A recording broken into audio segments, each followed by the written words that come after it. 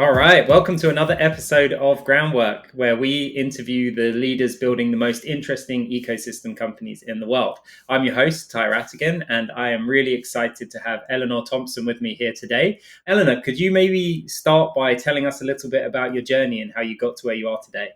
Yes, happily. Thank you so much for having me. So as you said, I'm Eleanor. I'm based in London in the UK, and I started my partnerships journey probably about 7 months into my career. Like I've had my whole career pretty much in partnerships. I did about 7 months of cold calling at a tech reseller, and then was very, very fortunate to have a funded head position come up as part of a big vendor. So it's actually Hewlett Packard Enterprise.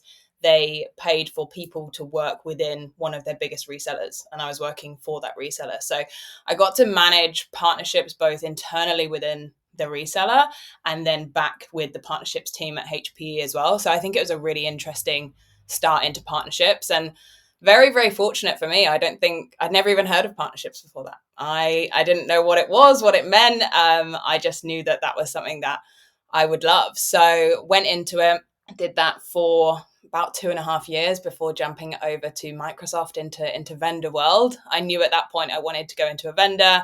Was very aware of all of the different partnership types that existed in the world and wanted to very intentionally go and work with or in many of them as possible throughout my career. So went over to Microsoft, managed ISVs from there and some resellers too, and continued my journey there, going from ISV to ISV, building partner programs, partner education, managing partnerships, building the channels in the UK, and started my business a year ago now. So yeah, it's really been an exciting journey. Amazing. Yeah, and so much more in there that I want to dive into. And so I'm going to have to be quick in asking. English people are not well known for being, direct and concise. We're quite verbose, loquacious. And so I'm going to try and be concise so that we can get to all of this cool stuff. But I want to start with this concept of being what did you call it? A hired head? A funded head.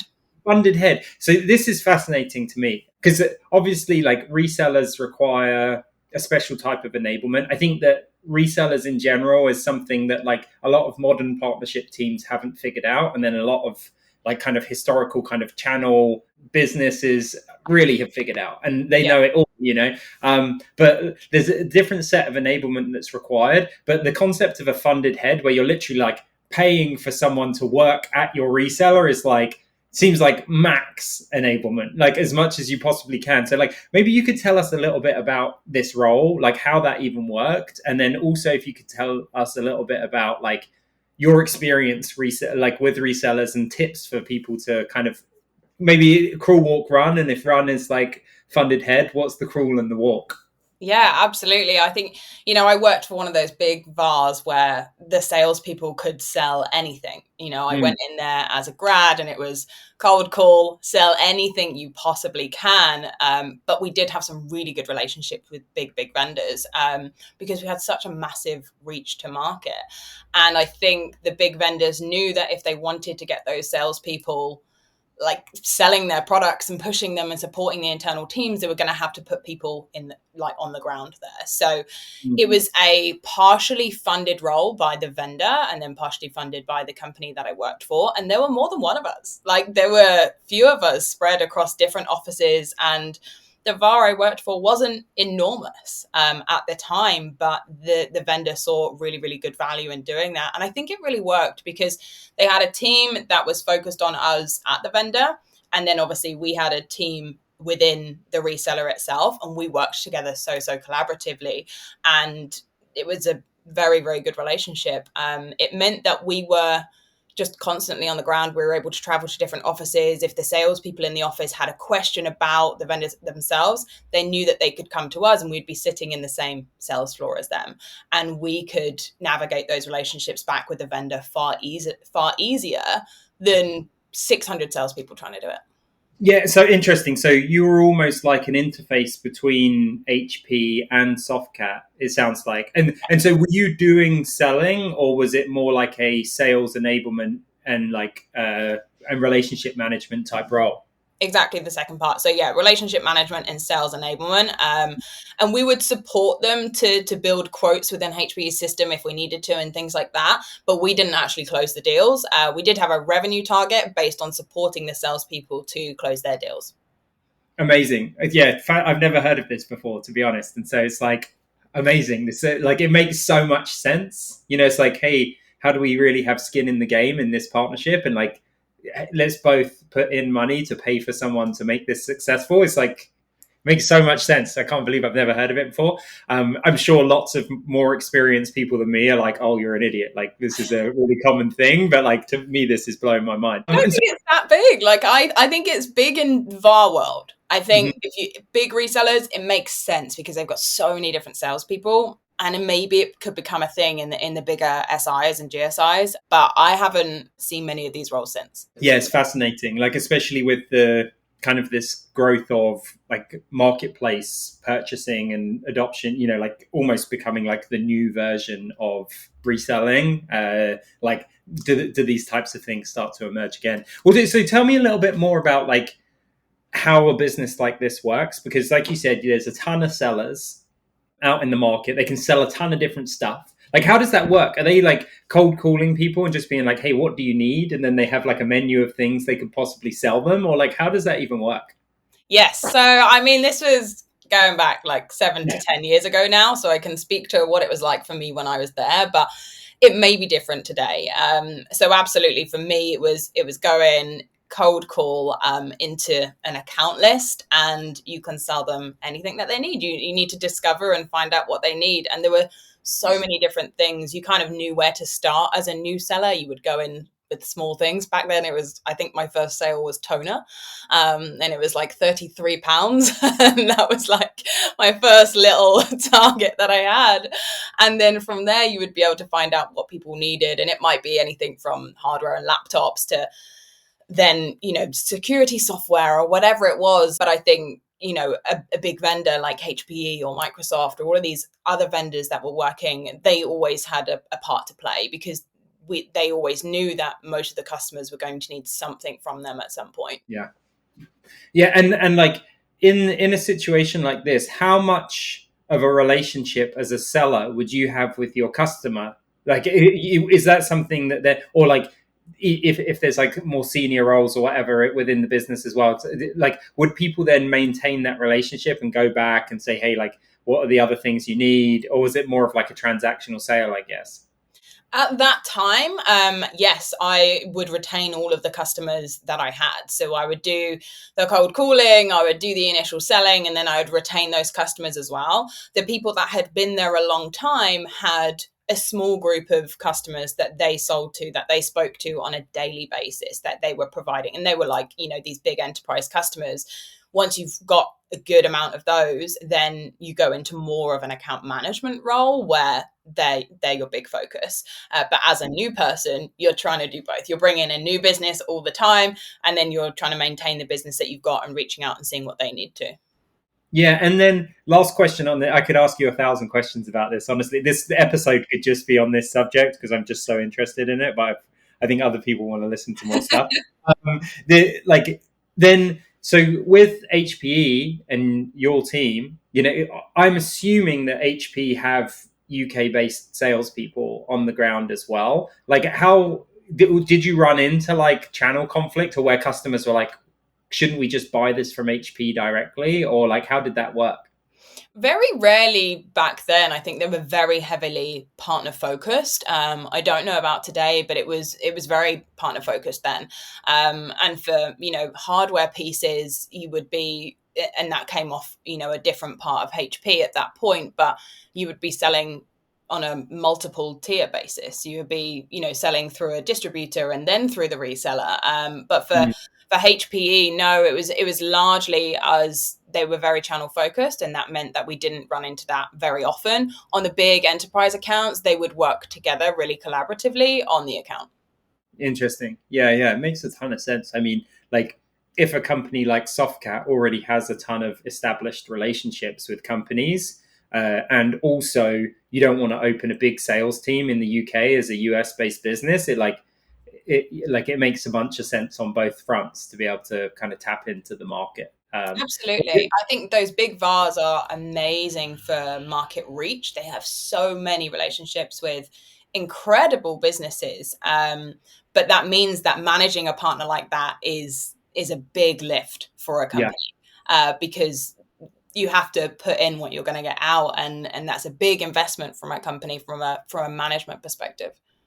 Amazing. Yeah. And so then last thing, I said last thing, but this is really the last thing. So then, like, how does one stand out from the crowd? If you've got a ton of salespeople able to sell a ton of products, how do you then stand out and make HPE products like kind of top of the list?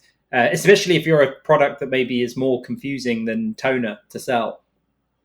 Yeah, I think if you have an interesting product, the companies like that, they have specialist teams as well. So while they'll have like generic salespeople who can sell pretty much anything, they'll also have overlay specialist teams. And I would say when you're working with bigger companies like that, how small can you get within that big company? Like, do you go to the public sector team? Or do you go to the network and security team? Do you go to the, data and AI team and really get embedded with them, make them understand what you do, make friends with them, build really good relationships there, incentivize those people, because those are going to be the people that are supporting the sales teams.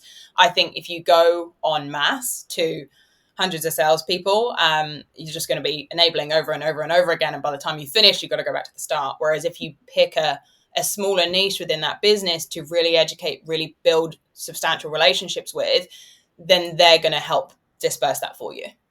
Yeah, amazing. And while we were prepping for this call, one of the things we talked about was internal enablement. And I think, so we're just about to launch the State of Partnership Leaders report. And what we, like, biggest challenge that people articulate was like alignment around goals. And then like, who is the most difficult team to align with? It's like 50% of people said sales, the other 40% said marketing, and so like obviously there's a lot of internal enablement to do with both those teams in order to be able to get alignment and achieve your goals.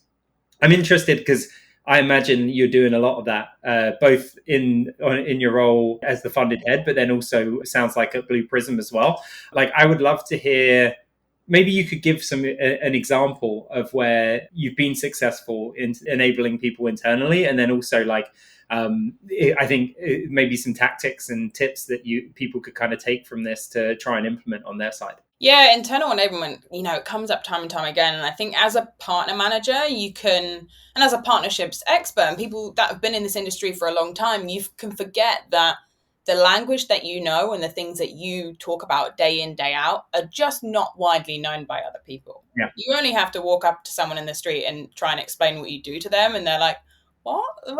I don't really understand. And why do we think that then sales teams and marketing teams are going to understand what we do and the value of partnerships when we get into an organization as well? So I think it's so important to remember that not everyone knows what a reseller is. Not everyone knows what a VAR means and why a reseller is different from a referral partner. And I found that wherever I went. As a funded head at Softcat, I was constantly trying to build even just small like training programs. Like, okay, so HPE have like at the time had like 4 main areas that they were focused on. So I was like, how can I build a small training program for our offices on these main areas, and how can I make it interesting? And at the time, like, lunch and learns were very, very valuable, but it was being really intentional about the information that we were giving to the teams, and we did a little office tour and things like that. And I think often a lot can slip through the cracks and we assume that people know things. So I actually went out and found out what people didn't know. I was doing a lot of research into like the products that were selling best, the products that weren't selling, like why they weren't selling. Do people not have an interest in them, or do they not understand them? Like, how can we educate on the things that people aren't pushing forward, and using data to drive that enablement and being really intentional about the messaging that was being delivered. I think if it's too vague, it just gets lost, especially in bigger companies like that. I think when it comes to companies, going now into Blue Prism, who is more of an ISV kind of play, and Fivetran was the same when I worked there as well. Like, those companies, it really is educating those sales and marketing teams on what partners actually are. like what the difference is between the partners that you have, why they're valuable, why they should be working with partners, why, it's important for them to include them in deals, when they need to include them, like what things they need to ask. And again, all of that can get missed so easily, or it's done once in the initial onboarding. We go to the onboarding for new people and say, hey, welcome, we have a partnerships team, here's what we do. And then we just kind of forget about it. And I think it's really, really important to be revisiting all the time. Yeah. You asked where it's been successful in the past for me. There's a couple of things that I've done. One of the things I really liked doing when I was at Fivetran was like a round table for partners. So I would get the sales team in a meeting for an hour. Yeah, typically an hour. I would probably do about 10 minutes beforehand with the sales team to let them know who would be coming on the call, the types of partner that they are and how they go to market, how we work with them, and deals that we've done with them before, to kind of just give an overview of like, here's what's going to happen. Some of these partners are going to come on this call and they're going to present to you. Here's the type of partner that they are. Here's why they're valuable. And here's where we've worked with them before, like a success story and something.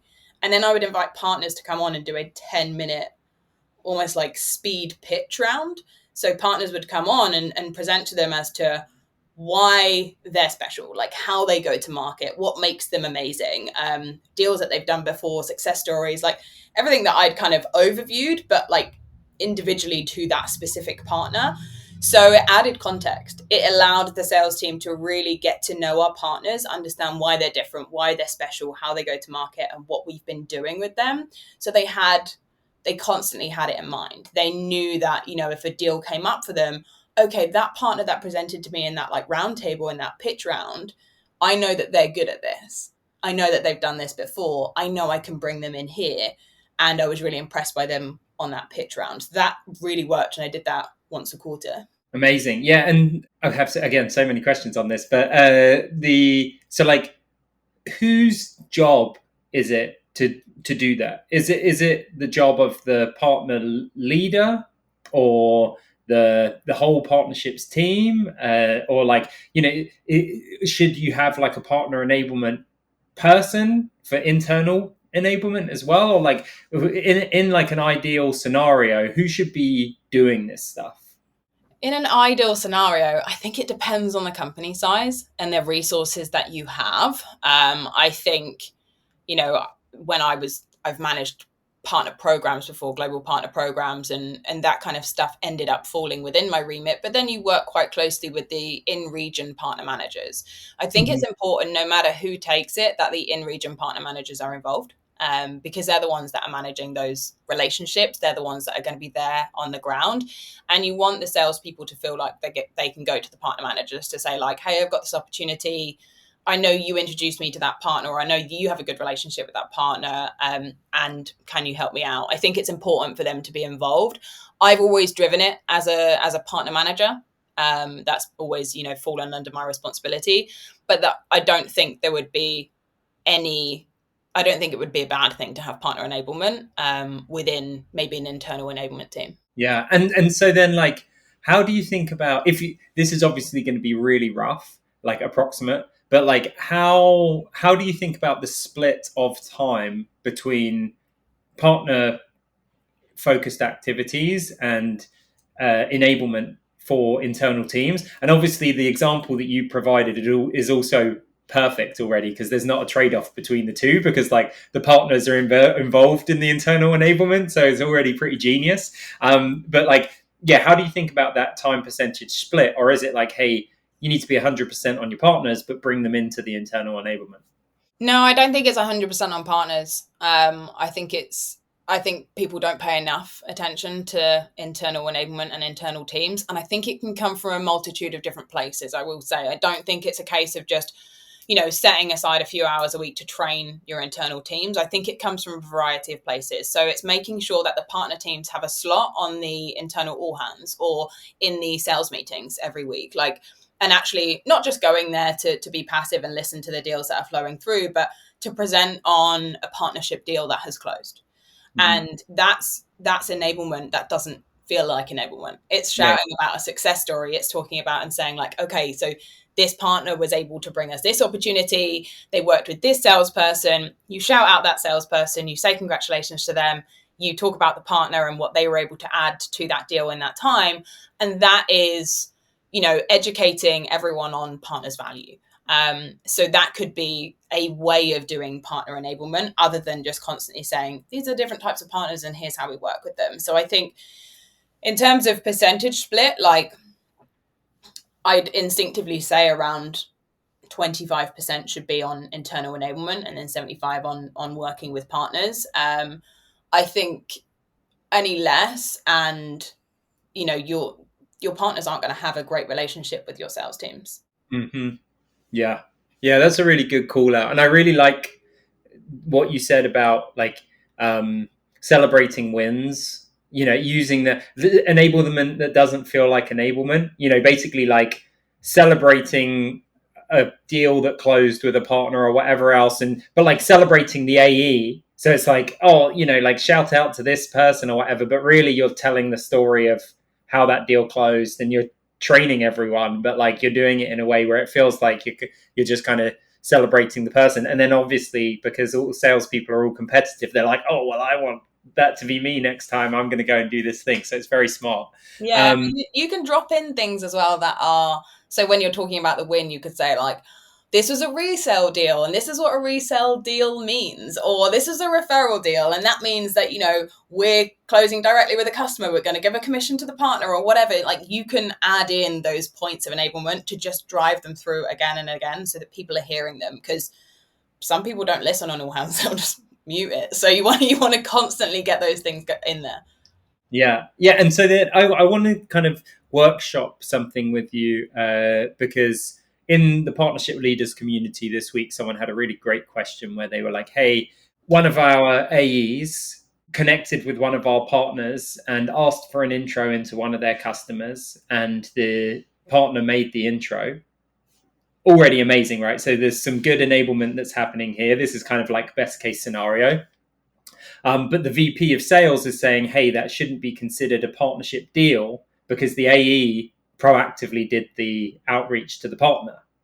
And so like the AE seems like they're quite well enabled at this point, and it seems like maybe the VP of sales isn't, or like, or there's like some sort of an issue there. And this is probably starting to go more into your company and what you do today. But I'd be interested to hear from your perspective, like what are your initial thoughts on that, and like how would you be tackling that if you were like this head of / VP of partnerships who's number one trying to say, hey, like the partner intro us into this company, this is a partner referred deal, but also like, hey, like this is how we do what we do. Like maybe you don't understand what partnerships even is. Yeah, and I think, you know what, that's the second time I've heard that this week. Wow. And it wasn't the same situation as was on the Partnership Leaders Network. So yeah, it seems to be happening in a few different places. I think first and foremost, what you said is the definition, right? The partner introduced us to the customer, therefore it is a referred lead. Like that will be in black and white somewhere. If it's not, like that's why a company needs like deal registration guidelines. And what actually it means to refer a deal to the customer or the partner, and that should be very, very clearly laid out. And I think then you can take that back to the VP of sales really easily. That's not going to fix all of our problems. That's not going to change mindsets, obviously, but that's why it is important to have those things in place as a foundational level, because you can't argue with that. The partner will come back eventually and say, well, no, this is your definition of referred lead. And therefore, that's why it's important to us. I think including VPs of sales, like directors of sales, whoever it is in those enablement conversations is really important as well. I think there can be a tendency for them to think that it's for the sales teams and that maybe it's not something that they need to be attending.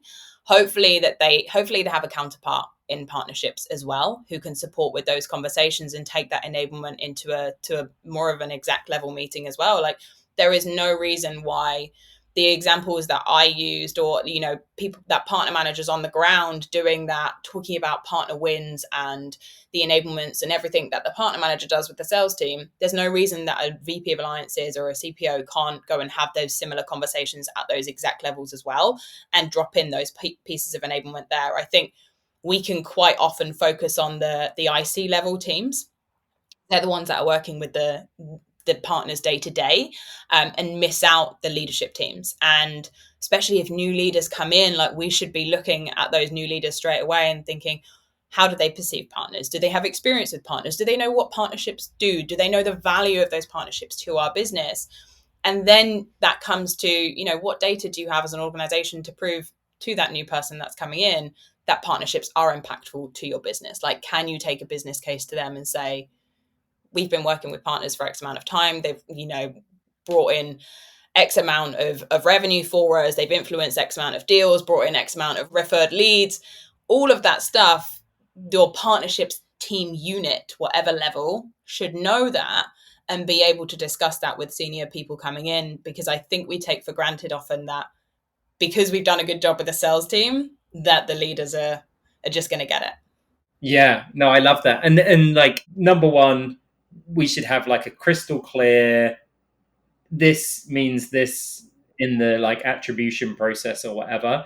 I really like that as like a directive, and as best as possible to like find alignment with that. I think like then you start getting into the, okay, now marketing's in the mix as well. So, and I want to come back to that piece, but like, say you find alignment with the sales leader on that, like that seems like an activity that you want to incentivize. Like you want your AEs to be proactively building relationships with partners and sourcing opportunities from those partners. And, you know, the best companies in the world, like Amazon and Salesforce and Microsoft at partnering, they like proactively encourage people to do that. Like, it seems like this type of behavior is not just a good thing, but a great thing, and something that you really want to incentivize AEs to do. So like, assuming that you found the alignment around like what those attribution definitions are, and like, okay, now we're in a position where we want to kind of allow AEs, they're enabled, we want to allow AEs to go and work with our partners. Like, what have you seen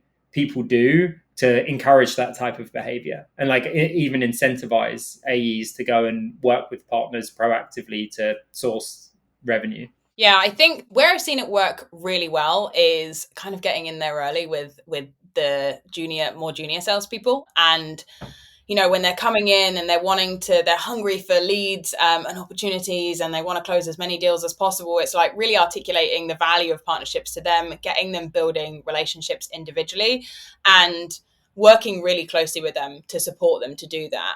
Once they've done one, I find from there it really it snowballs. They close one deal with a partner and they're like, that was amazing. Like, that was great. I had so much information throughout the entire deal cycle. I got to work with someone else on it. It was bigger than I could have ever expected it to be because the partner supported me to increase the revenue. And when you talk about those benefits beforehand and then they get to see it, then once they close that deal, shout about it all over the company. They talk to their peers about it.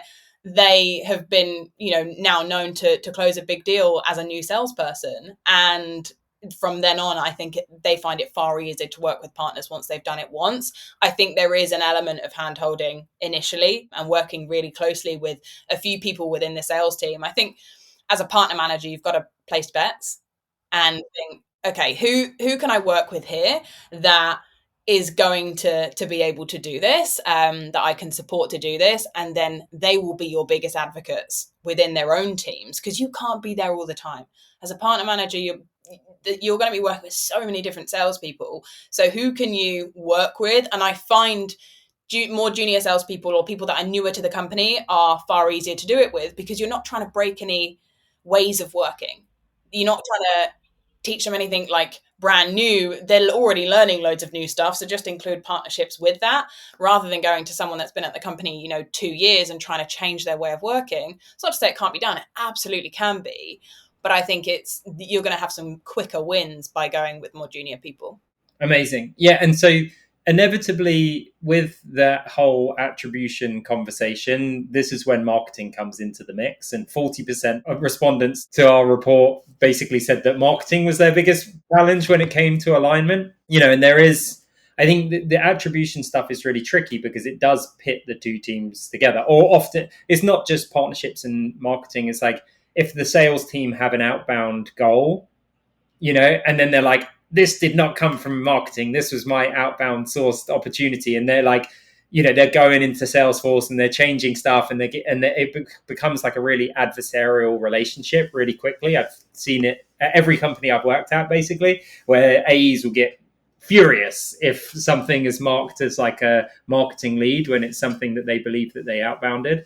And so, I understand why marketing teams feel like that as well, especially because they're kind of under a lot of pressure at the moment to justify marketing spend, and especially as like you can get closer and closer to a science with ad spend, at least, and the leads that's generated from it. It's like it kind of dictates the resources that your team get. And so if you have the partnership team saying, hey, like actually we generate like 30 to 40% of the company's revenue, and they're like, no, actually half of everything that you're saying is partner referred came through a marketing lead. Like the partner didn't directly introduce us to that company because like based on referral source rather than last touch, or like all of these different things. It quickly becomes like a kind of a adversarial, contentious relationship. And so how do people go about internal enablement and also like kind of, I guess, alignment with the marketing org and trying to avoid that drama, I guess? Yeah, I think it's almost unavoidable. I hate to say it. I think there are some solutions, but it's not going to fix all of the problems. I think having great rules of engagement, if you haven't guessed by now, I love a structure and a process and making sure that things are in black and white. I think that really helps, having something to refer back to. So having a, clear rules of engagement. And we faced this a lot when it came to the chat function on the website. So what would happen is, a potential client would come to a website at companies I've worked at. One of the BDRs or SDRs would be on the chatbot and say like, hey, how can we help you? And they would say, we've been referred to you by this partner, for example, or, this partner told us to check you guys out. Or we saw your company on a webinar with this specific partner. Because the BDR or the SDR is there, they're having the conversation. They think it's their lead, and the partner hasn't quite got around to logging it into what PRM yet.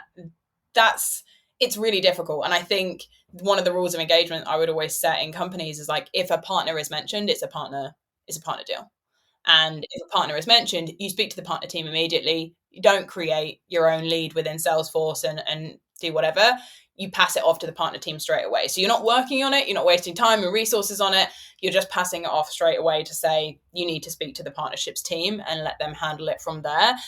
So I think a rules of engagement can support, but it's not going to save all of the problems, because if we take that webinar example, if there is a joint partner webinar happening and off the back of that webinar, loads of leads come in via the website or they come in another way, it's like, whose lead is that then? Because the partner has been the one to support and encourage these people to actually come to our company and explore our product, but they're coming in via a different avenue because they don't know which way to go. And why should they? Like, customers don't need to follow a certain specific route to get somewhere. They just want to find out more about the product. And if they sign up for a free demo online off the back of a joint partner webinar, how are you going to decide who that goes to? And I think that's where like dual attribution and things like that come in.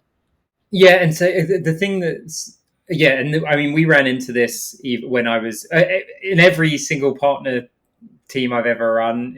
We eventually end up running into this, even if I have a really great relationship with the marketing team. Like at Deal, our marketing team was amazing, and I really respect the leader over there. And so like we had a good working relationship, but like we would on a very frequent basis, because we use Gong at Deal, and on a very frequent basis, you'd search and you'd find the initial call and the person would be like, oh yeah, like we were referred to you by this partner. And then we'd go and asked the partner for receipts, and they were like, "Yeah, oh, yeah, we sent them all of this stuff last week on this call," But in our attribution, it says, "Hey, like this came through as a marketing lead."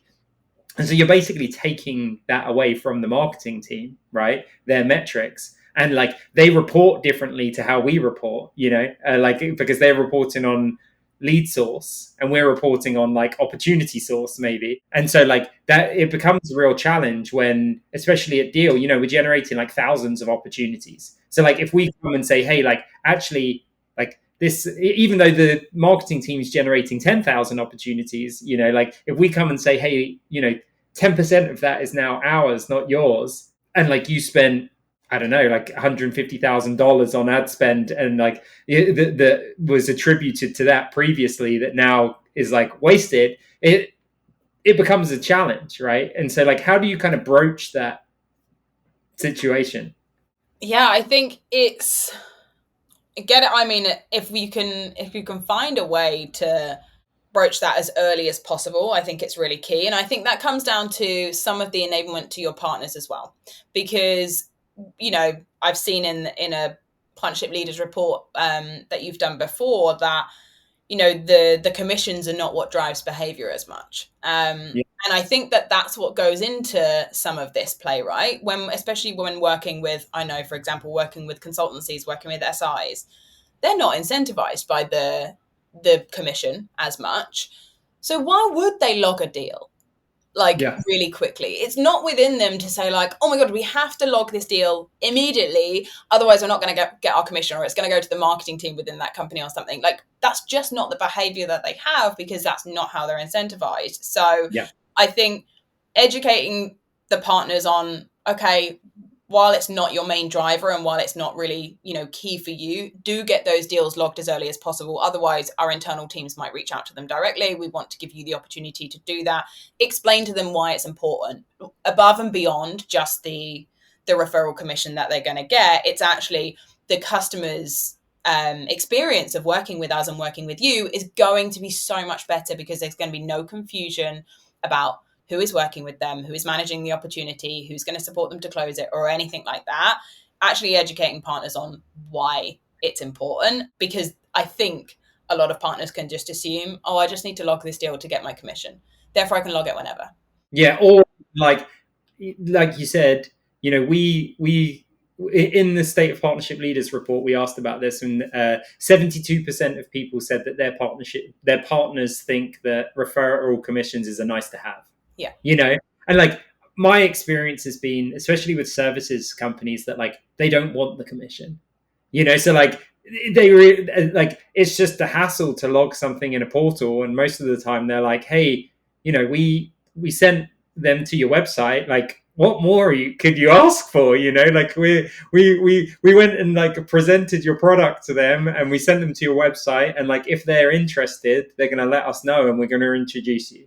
And it's like, oh well, they went to the website and they filled out the contact us form, and now they're speaking to an AE, and now I have to go and like convince someone that this actually happened, with emails and receipts and everything else.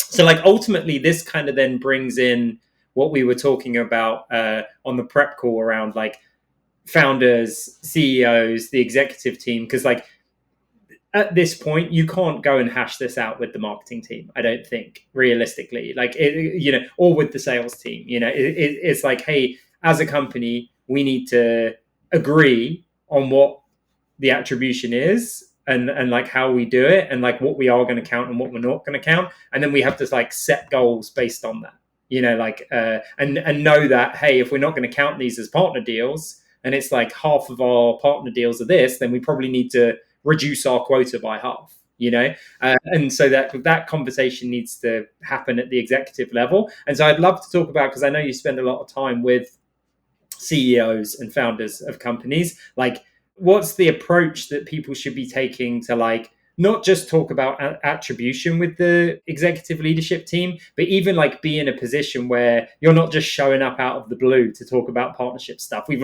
kind of talked about enablement at the front line, and then we've talked about enablement with your peers, and now it's almost like, how do we talk about enablement with the executive team so that you're in a position to have this conversation?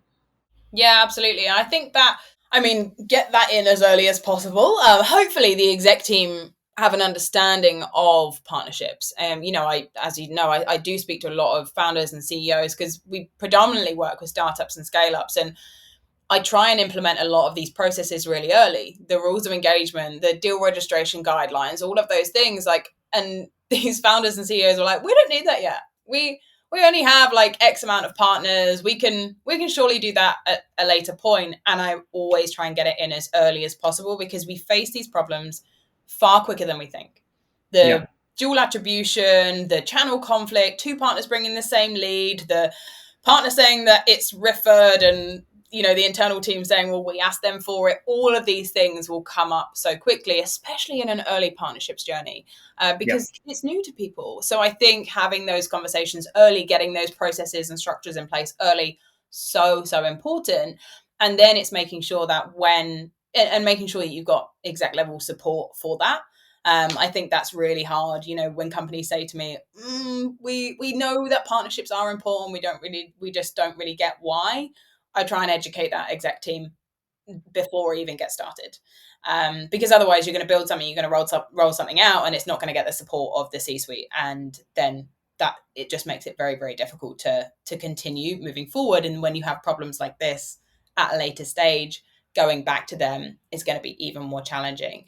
And I think, going back to what I said about when a new person comes into the organization, having conversations with them as well, it's like, okay, if you get a new CRO in, like, what does that CRO know about partnerships? What relationships have they had with partnerships before? How have they managed it at other companies? Like, what's your relationship going to be like with them? Don't just assume that, a new person coming into the organization knows how partnerships run, knows how the attribution is run within your organization, or has done it the same way at a different company. I think, again, we can make a lot of assumptions that people know as partner teams because it's what we live and breathe every single day.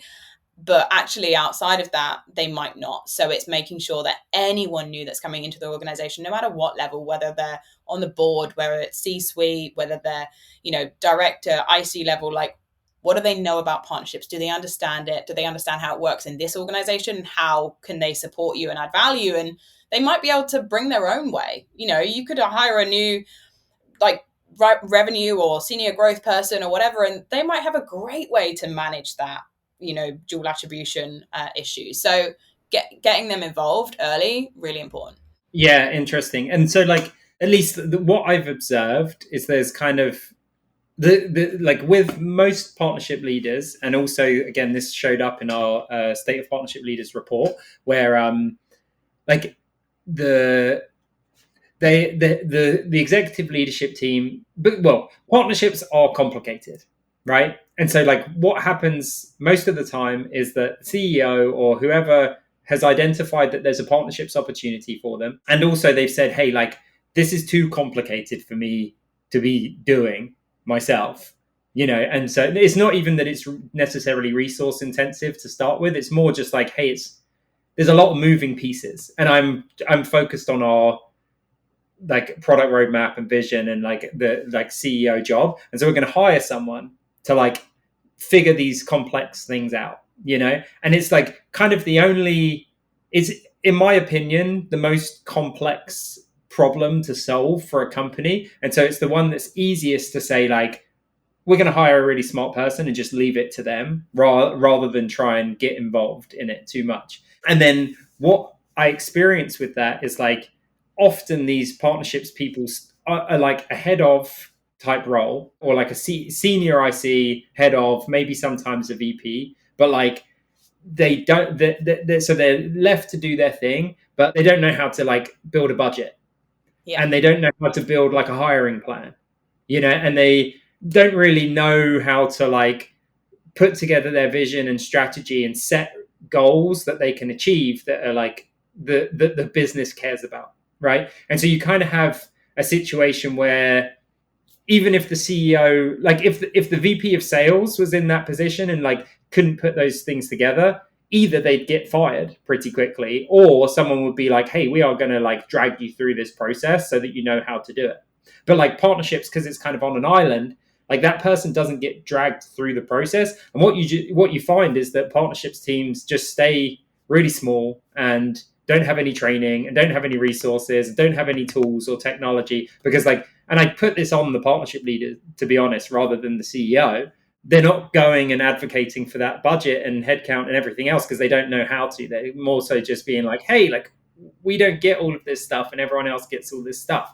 And so like, how does the partnership leader fix that problem with the CEO? Because it feels like it's a, hey, we need to go to the CEO to like fix this problem, because the CRO really cares about sales. And so like, in your experience with working with these founders and CEOs, like, how does someone go and like solve that problem and get the resources that they need? I think it's understanding the importance of investing early because of that reason. That's why, as part of our kind of pitch as a business, as we talk about filling that gap between your initial VP of Alliances hire, but your junior manager, like, we will support to fill that gap, to make sure that you actually have a solid foundation to start your partnerships journey with. I think too often it's you either hire too senior too early or too junior, and then don't have the groundwork that you need there. So I think investing early on is really, really important for companies to actually get all of that groundwork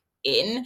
And then supporting the partnerships, people that are coming in. There's so many resources out there, whether it's, courses within partnership leaders or all of the new books that are coming out lately, like supporting them to actually, understand how to set up a partner ecosystem, how to hire, how to do all those things that you really aren't taught. And I think with partnerships, more than anything, like you say, because the CEOs don't necessarily have a great understanding of it, they will just give it to someone and assume that they know everything. And there's so much more support that is required there.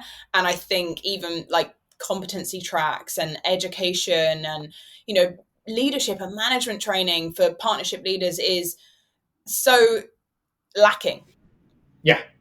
And I think we can absolutely do so much more there. And if we do that, and if we focus on that, we can grow partner organizations even bigger than they are now. Like, partnerships are, fantastic for many organizations today, but imagine what these leaders would be able to do with the right support, guidance, knowledge, upskilling. Like, I don't think I was ever taught how to be a partner manager. Like, it's taken me 10 years to get really, really good at knowing how to do all those things. But the first time I built a budget or, learned how to hire an interview, like, it was very much on the job. And I think if you're the first person on the ground and you're learning on the job, it can be quite detrimental to the business that you're trying to build. Yeah. And so like we asked with the enablement thing, who's responsible for that? Like, for everyone that's listening now, if they're a partnership leader, they're kind of like the most senior person in their organization, and they don't already have like a H2 plan with like a budget that they're working on and like a headcount plan that they're working on, like, what should they be doing? Is it like, hey, I need to go and take a course, or like, ask a question in partnership leaders, which is what they definitely should be doing if they're not sure on this stuff, because we have a bunch of templates and everything and a bunch of very experienced people in the community. But yeah, what should they be doing to get on top of this stuff? Because it does seem like it's the same thing in customer success, right? But like, the difference between customer success and partnerships is, like, in partnerships you're carrying a real quota, and if you don't achieve it, you're going to get let go, and we're seeing that out in the market a lot. And so it feels like there is a moment in time right now where people really have to get their act together on this stuff. Yeah, I think it's a mix. I think it's really important for the partnership leader to advocate for themselves and for what they need, and to not be afraid to do that. I think there is a real fear of putting your hand up and saying, I don't know how to do this, or I've not done that before, I need some support. There's probably people within the organization that can support as well. I think it's quite easy to go to your direct report often. And if your direct report is a CEO, that can be scary. And I can see why that might make you feel quite isolated and think, I don't know how to build this plan or this hiring or this budget or do all the financial modeling for the new partner program, or I don't know, like, whatever it is that you don't know how to do. I think it can be people can be fearful of going up to a CEO. I understand, but there will be other people within the organization that can support, that have done that before. So go and find out who they are. Go and learn from them. Like, bring people in from across the organization to support you to understand how to do that. Then advocate for your own training and development budget from the CEO, because they can support that as well. And then there is plenty of resources, like you say, within Partnership Leaders, within all of the books, there's so many partnerships podcasts now. This is amazing. Like, when I was first starting, this was never the case. Like, there's so much out there that people can do and learn for themselves, but don't be afraid of asking within your organization or advocating and saying, I need learning and development budget. I need 3 hours a week to go and learn how to be a great partnership leader so I can grow this for your business. Or we need to bring in an expert from outside to teach me how to do it or to support us to do it. And then when it comes to doing it in future, I'll know how to do it then. Amazing. Awesome. Well, that is time for us, and it went very quickly. So thank you so much for the time. I know that people are going to find this really valuable. If people want to reach out to you to ask you more about this, I know thank you for being a Partnership Leaders member, but for people that maybe aren't in Partnership Leaders right now, you should be, but if you're not, the best way to get in touch with Eleanor. Well, people can reach out to me on LinkedIn. It's Eleanor Thompson, or you can jump onto our website, which is branchworks.io. Amazing. Awesome. All right. Well, thank you so much. I really appreciate it. Thank you so much.